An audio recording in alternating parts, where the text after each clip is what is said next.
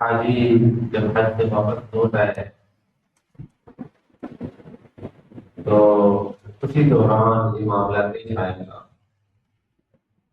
اور واقعے کو اگر انسان پڑھتا ہے تو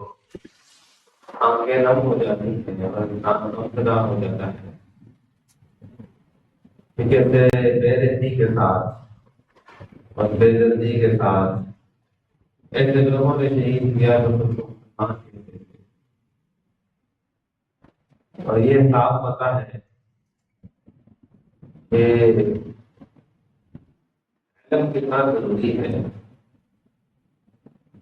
جب انسان علم سے عاری ہوتا ہے تو ہی اس طرح کے جاہلانہ معاملات پیش آتے ہیں۔ بلائے صاحب عقل انسان اس بات کو کیسے بھول سکتا ہے کہ جس شخص کو شہید کیا گیا، جس شخص کو مارنے وہ نکلے تھے، شہید کرنے وہ نکلے تھے، ان کے بارے میں بے شمار دفعہ رسول اللہ صلی اللہ علیہ وسلم نے جنتی ہونے کا اعلان کیا ہے، لیکن حقیقت یہ ہے کہ جب شیطان انسان کے عقل پہ حملہ کرتا ہے تب یہ انسان اندھا ہو جاتا ہے اور حق اور باطل میں تمیز انسان بھول جاتا ہے۔ آج بھی ایسے لوگ ہیں جو مسلمانوں پہ حملے کرتے ہیں، مساجد پہ جا کر حملے کرتے ہیں، حملے کرتے ہیں، چھوٹے بچوں کو مارتے ہیں، عورتوں کو مارتے ہیں اور سمجھتے ہیں کہ یہ جہاد ہے۔ اس طرح کا جہاد نہیں، یہ فساد ہے، اور اس فساد کا آغاز انہیں لوگوں نے کیا تھا جن لوگوں نے سیدنا عثمان رضی اللہ عنہ کو شہید کیا تھا۔ وہ بھی اسے جہاد سمجھتے تھے، وہ بھی یہ سمجھتے تھے کہ سیدنا عثمان کو مار کے ہم تک کے جنتی میں تھے۔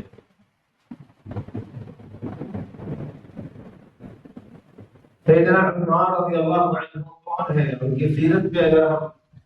بات کرنا چاہیں تو ایک جمعہ نہیں، کئی جمعے بھی کافی نہ ہوں۔ ان کی زندگی کا ہر پہلو ایک عظیم پہلو ہے، نصیحتوں سے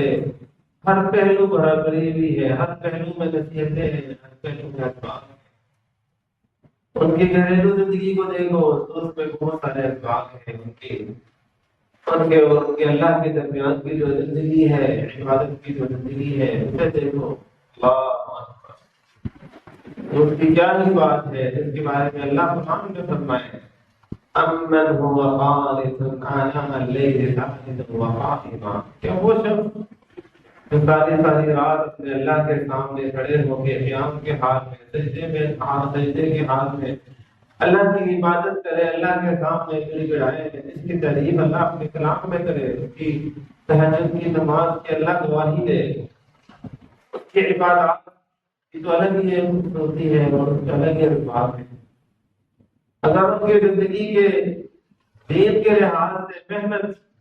اور ان کے دل کی صفائی کے بارے میں بات کی جائے تو میرے اللہ کا فرمان ہے من شرح اللہ صدرہ للاسلام فهو على نور من ربه، اور وہ انسان جس کے دل کو اللہ نے کھول دیا اسلام کے لیے اور وہ اپنے رب کی طرف سے ایک روشنی پہ ہے جس کے دل کی اللہ گواہی دے۔ اگر سیدنا عثمان رضی اللہ عنہ کے بارے میں بات کرنا چاہوں تو موضوعات بے شمار ہیں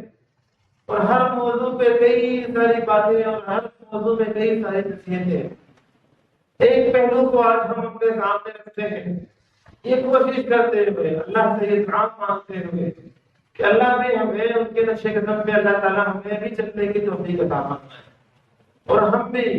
فتشبہوا ان لم تکونوا مثلہم، اگر ہم ان جیسے نہیں ہیں تو ان جیسے بننے کی کوشش تو کر سکتے ہیں۔ ان التشبہ بالکرام فلاح، اچھے لوگوں کے ساتھ اچھے لوگوں کی مشابہت اختیار کرنے میں ہی تو کامیابی ہے۔ ان کے جیسے بننے کی کوشش کریں، وہ ہے ان کی زندگی میں یہ جو پہلو ہے کہ اللہ نے انہیں بہت بڑے دل سے نوازا۔ میرے بھائیوں، غنی وہ نہیں ہے، غنی مالدار امیر وہ نہیں ہے جس کے پاس بہت سارا پیسہ ہے۔ آج ہمیں لگتا ہے کہ اس کے پاس بنگلے ہیں، تو اس کے پاس اتنا زیادہ جائیداد ہے، یہ امیر ہے نہیں ہے، میں نہیں کہتا، رسول اللہ صلی اللہ علیہ وسلم فرماتے ہیں لیس الغنى عن كثرة العرض، صحیح ترغیب ترہیب کی روایت ہے کہ لوگوں امیر وہ نہیں ہے جس کے پاس بہت سارا دولت ہے، بالکل نہیں ہے، انما الغنى غنى النفس، امیر وہ ہے جس کا دل نہیں ہے، جس کا دل کہتے ہیں کہ میں واقعی ہے امیر وہ ہے جو اس دنیا سے بے رغبت ہو جائے، امیر وہ ہے جو سمجھ جاتا ہے کہ یہ دنیا اور دنیا کی ساری دولتیں اور ساری دولت تو پہلے انسان سے لے کے آخری انسان تک جتنے انسان ہیں اور انہوں نے جتنا کمایا، جتنا کھایا پیا، جتنا لگایا، جتنا جمع کیا اور جو جو انہوں نے اس دنیا میں بنایا، اس سارے کے سارے یہ ساری چیزیں ایک مچھر کے پر کے برابر بھی نہیں ہے میرے اللہ کے خزانوں کے پاس۔ جو سمجھتا ہے کہ اس خزانے کے پیچھے پڑنا تو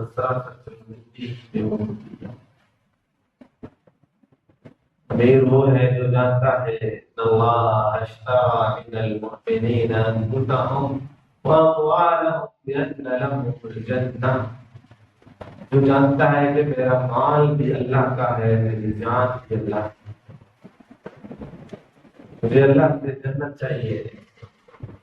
اور جنت کے بدلے میں وہ اس دنیا کو اللہ کے نام بیچ دیتا ہے۔ اللہ اللہ اکبر، یہ ایک ایسی حقیقت ہے میرے بھائیوں، جو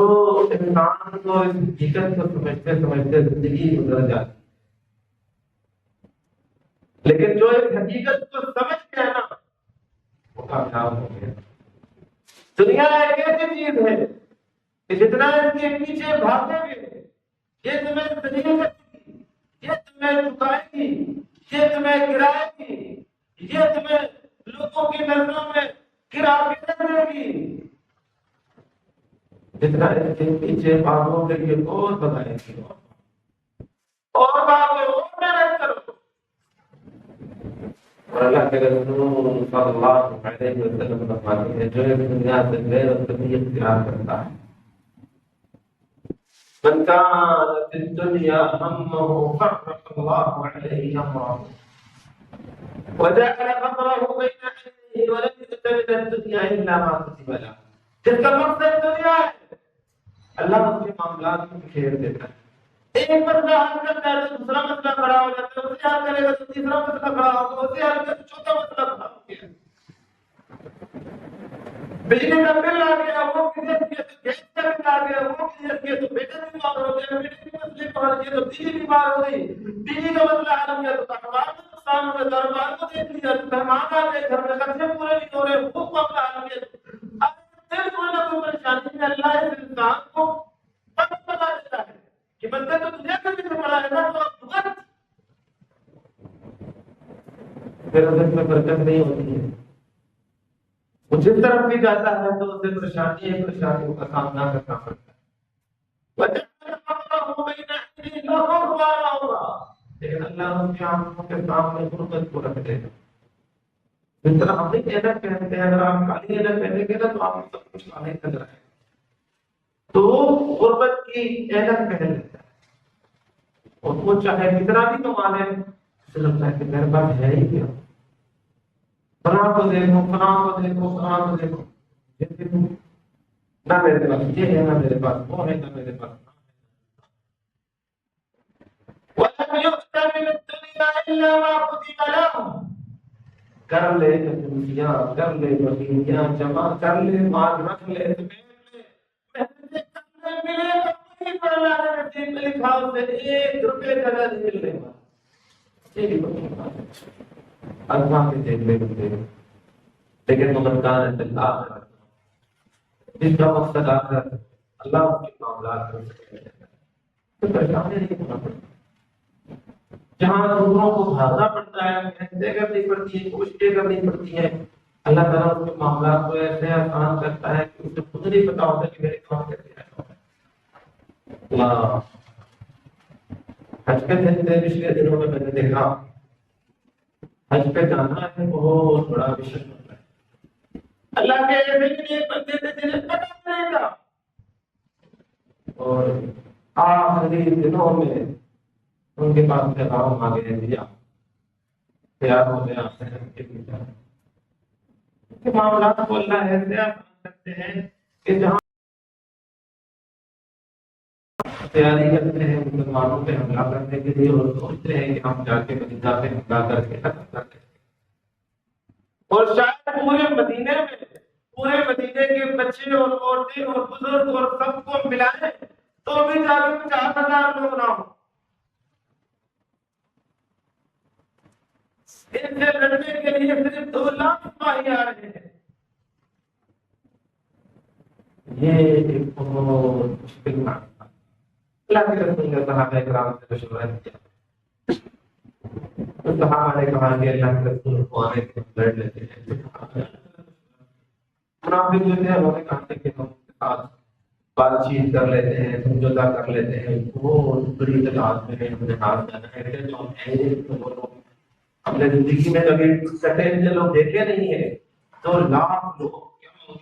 اتنی بڑی تعداد ہوتی ہے تو پتہ ہی نہیں ہے کہ ہوتے کتنے تھے. بہرحال جو ایمان والے صحابہ کرام میں جو صحابہ کرام تھے جو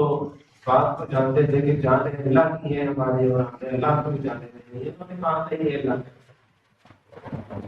ہم یہاں بیٹھ کے ان کا انتظار کریں ایسے نہیں بلکہ ہم چاہ کے لڑیں گے.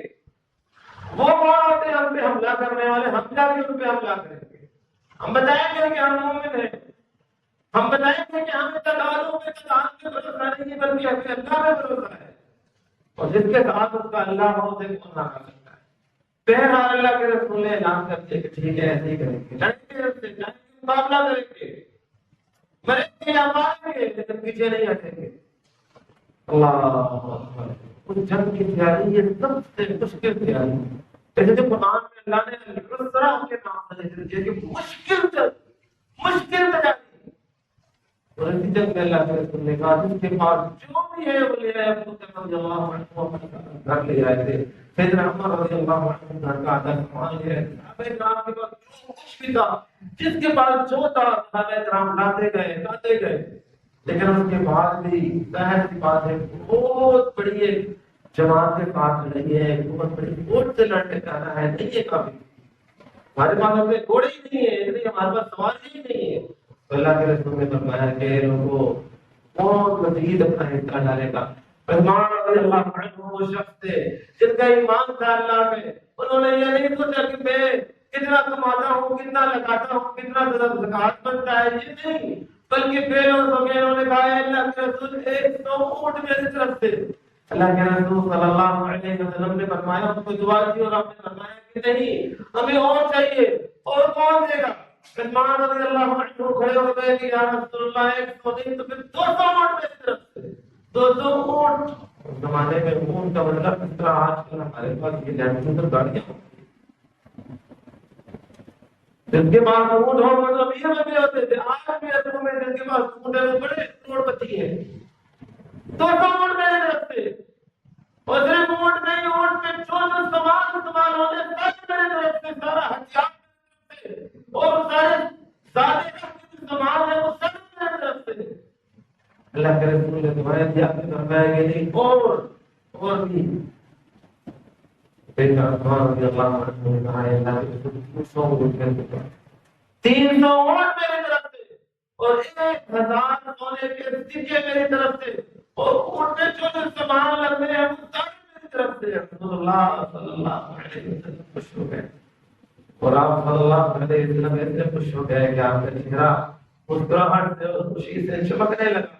اور آپ نے فرمایا اے لوگوں آج کی بات عثمان کچھ بھی کر دے کوئی چیز عثمان کو نقصان نہیں پہنچا. عثمان نے جو اللہ کے رسول کے دل کو اللہ اللہ کے رسول نے فرماتے ہیں خواب میں دیکھتا ہوں کہ ایک طرح لایا جاتا ہے ایک طرح رکھا جاتا ہے اور دوسرے طرح ابو بکر پوری امت پہ بھاری ایک ترازو میں امت کو رکھا جاتا ہے اور دوسرے ترازو میں پوری امت، عمر پوری امت کے باری، ایک ترازو میں عثمان کو رکھا جاتا ہے اور دوسرے ترازو میں پوری امت میں عثمان بھاری ہے۔ آج وہ ہمارے مسلمان بھائی تو کہتے ہیں کہ سیدنا عثمان نے فلاں بچی کی میں کہتا ہوں تم جیسے پوری امت سیدنا عثمان کے برابر نہیں ہو۔ ہم ہوتے کے بارے میں گفتگو کر سکتے ہیں، صحابی صاحب ہم ہوتے کے بارے میں انگلی اٹھانے جن کے بارے میں میرے اللہ نے اعلان کر دیا رضی اللہ عنہم ورضوا عنہ، اللہ ان سے راضی ہو گیا، غلط تو اللہ راضی ہو گیا تو ہم کیوں ناراض ہیں؟ جن سے اللہ راضی ہو گیا ان سے ہم ناراض رہتے ہیں، ان کی اعمال میں ہم غلطیاں تلاش کرتے ہیں، ہم ہوتے کون ہیں؟ اپنے گرفتار میں جان کے دیکھیں کہ ہمارے اندر سر سے پاؤں تک کتنے برائیاں ہیں، خود کو ٹھیک کرتے نہیں ہیں، اور وہ لوگ جنہیں اللہ نے چن کے رسول اللہ صلی اللہ علیہ وسلم تک پہنچایا ہے، اللہ تعالیٰ نے آسمان اور زمین بنانے سے پہلے یہ ڈیزائن کر لیا تھا کہ اس کائنات میں سب سے عظیم اگر میرا کوئی بندہ ہے تو اللہ کے رسول ہے صلی اللہ علیہ وسلم، اور اسی وقت میرے اللہ نے یہ بھی ڈیزائن کیا ہوا تھا کہ اللہ کے رسول صلی اللہ علیہ وسلم کے ساتھ کن کن کو رکھنا ہے، کن کن سے کام لینا ہے، پہلا خلیفہ کون ہوگا، دوسرا کون ہوگا، تیسرا کون ہوگا، چوتھا کون ہوگا، اس کے بعد کون کون ہوں گے، یہ اللہ نے اس وقت ڈیزائن کیا تھا جب زمین و آسمان نہیں بنے تھے، تب سے میرے اللہ نے ڈیزائن کیا، اور اس کائنات میں جو سب سے عظیم لوگ تھے انہیں اللہ کے رسول صلی اللہ علیہ وسلم کے ساتھ چھوڑ دیا۔ ایسے نہیں کہتے کہ اللہ ان سے راضی ہے کیونکہ یہ شخصیت ہے ہی نہیں۔ مسجد کی باری آئی، مسجد کے لیے جگہ چاہیے، مسجد میں کوئی لوگ زیادہ ہیں، مسجد چھوٹی ہے، اللہ کے رسول صلی اللہ علیہ وسلم نے فرمایا مسجد کے ساتھ کتنا کون لے لے گا؟ جنت کا وعدہ ہے جنت سے عثمان رضی اللہ عنہ، تو بدر رضی اللہ عنہ کے زمانے میں قحط طاری ہو گیا، بھوک سے لوگ پریشان، کھانے کے لیے بازار میں کچھ نہیں، بہت بڑا قافلہ آتا ہے، بہت بڑا قافلہ، شام سے ایک قافلہ ہے، لوگ دوڑ کے پہنچتے ہیں، تاجر آ جاتے ہیں، پتہ چلتا ہے کہ یہ قافلہ عثمان رضی اللہ عنہ نے منگوایا ہے، پہنچ جاتے ہیں تاجر، کہتے ہیں کہ عثمان بتاؤ ہم آپ سے خریدنا چاہتے ہیں، ہمیں دو، جانتے تھے کہ بازار میں اس وقت سامان کی ضرورت ہے اور ہم آرام سے بیچ سکتے ہیں، کہا کہ جیسے عثمان آپ ہمیں دو 5% منافع رکھ کے ہمیں دے دو، عثمان نے کہا نہیں مجھے اس سے زیادہ بھی دے دو، 8% منافع لے لو، کہا نہیں مجھے اس سے زیادہ دے دو، لوگ فائدہ بڑھاتے گئے، پھر عثمان نے کہا نہیں مجھے اس سے زیادہ فائدہ دینے والا ہے اور تو میرا اللہ ہے، جتنا میرا اللہ دے گا تم لوگ نہیں دے سکتے، کہ اللہ کے ساتھ کاروبار واہ من الذي يقرض الله قرضا حسنا، کون ہے جو اللہ کو قرض دیتا ہے؟ اللہ کو قرض کی ضرورت نہیں ہے، اللہ کو ضرورت نہیں ہے، مجھے ضرورت ہے تو اللہ کے پاس رکھے گا، اللہ بہت زیادہ بڑا شاکر ہے، میرے بھائیوں اللہ کے نام میں خرچ کرنے والے اپنے مال میں ایک حصہ اللہ کے نام پہ وقف کرتے ہیں، ایسا کرے کہ یہاں بیٹھے بیٹھے سوچ رہے کہ یا اللہ میری جو آمدن ہے اس میں سے ایک حصہ دے دینا، ہر روز کوئی دن نہیں گزرے جس دن میں تیرے نام وہاں خرچ نہ کروں، اے اللہ مجھے تو توفیق دے میں تیری راہ میں خرچ کرنے والا بن جاؤں، میں اپنا سارا مال تیرے راہ میں لگا دوں، غریبوں میں لگا لوں، یتیموں میں لگا لوں، مسکینوں میں لگا لوں، یا میرے بھائی حقیقی کمائی وہ ہے